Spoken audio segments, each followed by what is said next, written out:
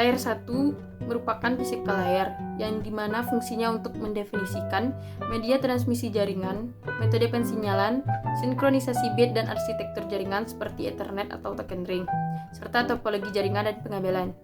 Selain itu, physical layer juga mendefinisikan bagaimana network interface card atau NIC dapat berinteraksi dengan media kabel atau radio. Layer 1 berfungsi untuk mengubah paket data menjadi sinyal elektrik yang ditransformasikan pada kabel UTP Cat5. Pada layer 1 hampir sama dengan tahap pengiriman email, namun pada penerimaan email, sinyal elektrik yang merupakan paket data diterima pada layer 1. Layer kedua merupakan data link layer yang berfungsi untuk menentukan bagaimana bit-bit data dikelompokkan menjadi format yang disebut sebagai frame. Selain itu, pada level ini terjadi koreksi kesalahan, flow control, penyelamatan perangkat keras seperti MIC address, dan menentukan bagaimana perangkat-perangkat jaringan seperti hub, bridge, reflector, dan switch layer beroperasi. Spesifikasi IEEE 802 membagi level ini menjadi dua level anak, yaitu lapisan Logical Link Control atau LLC dan lapisan Media Access Control atau MAC. Dalam tahap pengiriman email, layer 2 berfungsi untuk mengirimkan paket data dari IP address yang dilakukan oleh Ethernet. Dalam penerimaan email, layer 2 berfungsi untuk menerima paket data dari IP source yang telah dikirimkan melalui Ethernet. Saya Hafiz Aprinaldi. Di sini saya akan sedikit membahas tentang network layer.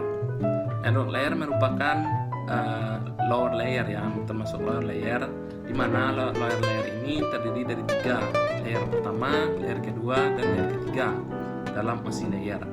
Sementara itu, network layer ini merupakan layer yang ketiga dari lapisan OSI layer, dengan tujuan utamanya adalah mengidentifikasikan IP-IP, membuat header untuk paket-paket, dan kemudian melakukan router melalui internet networking dengan menggunakan router dan switch layer ketiga.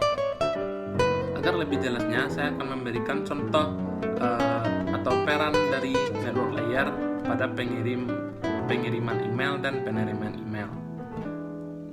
Oke, di sini kita masuk contoh network layer dalam pengiriman email. Sebagaimana kita tahu, network layer ini adalah layer ketiga dari urutan OSI layer. Anggap ini sistem dari network layer. Sebelum network layer ini melakukan tugasnya, dia tentu menerima data terlebih dahulu dari layer sebelumnya.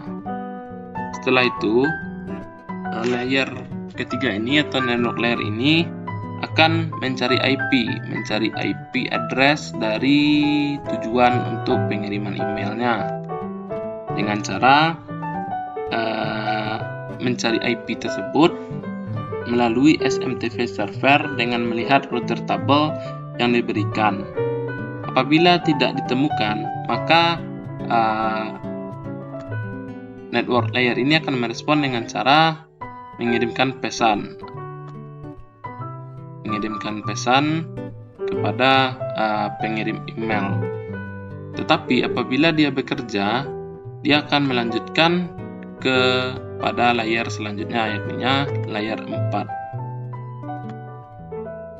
Mungkin sekian dalam tugas network layer pada pengiriman email.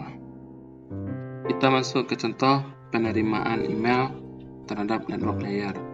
Di sini network layer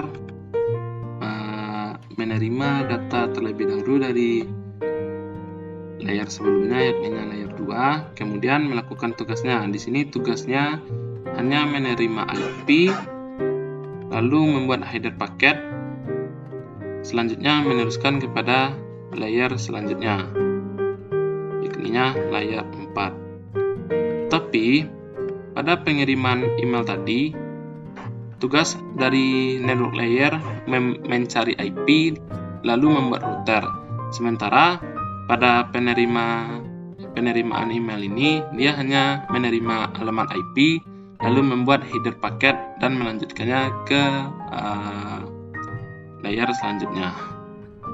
Terima kasih. Baiklah, saya akan menjelaskan tentang layer 4 OSI layer, yaitu transport layer. Transport layer berfungsi untuk memecah data ke dalam paket-paket serta memberikan nomor urut ke paket-paket tersebut sehingga dapat disusun kembali pada sisi tujuan setelah diterima.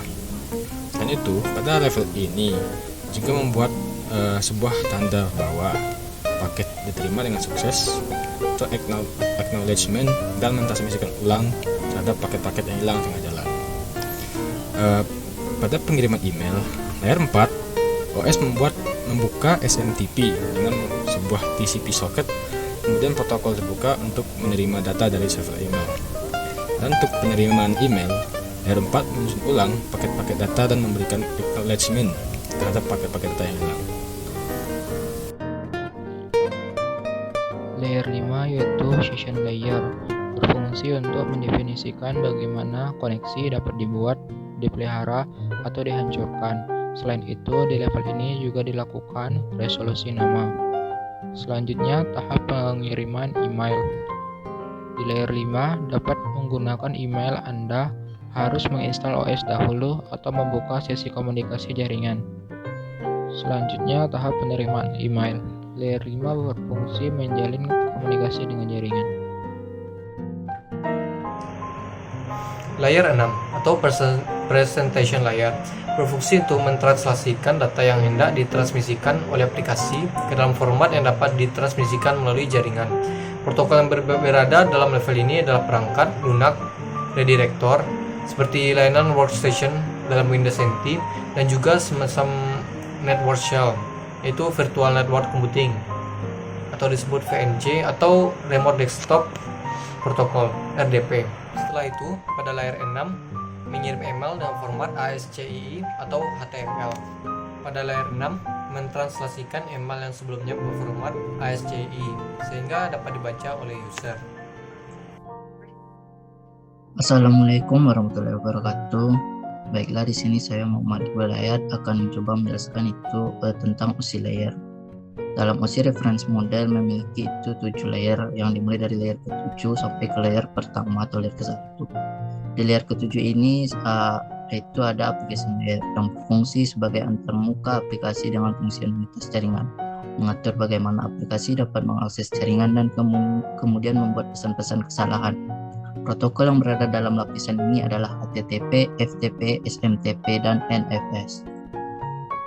Tahap penerimaan email. Di layer ke-7 dalam tahap penerimaan email sama halnya dengan tahap pengiriman email. Namun pada penerimaan email pertama-tama sinyal elektrik yang merupakan paket data diterima pada layer pertama. Baiklah, selanjutnya masuk ke tahap pengiriman email. Di pengiriman email, layer ke-7 berfungsi untuk mengatur interface dengan user, misalnya program Microsoft Outlook yang mempunyai fungsi SMTP dan POP3.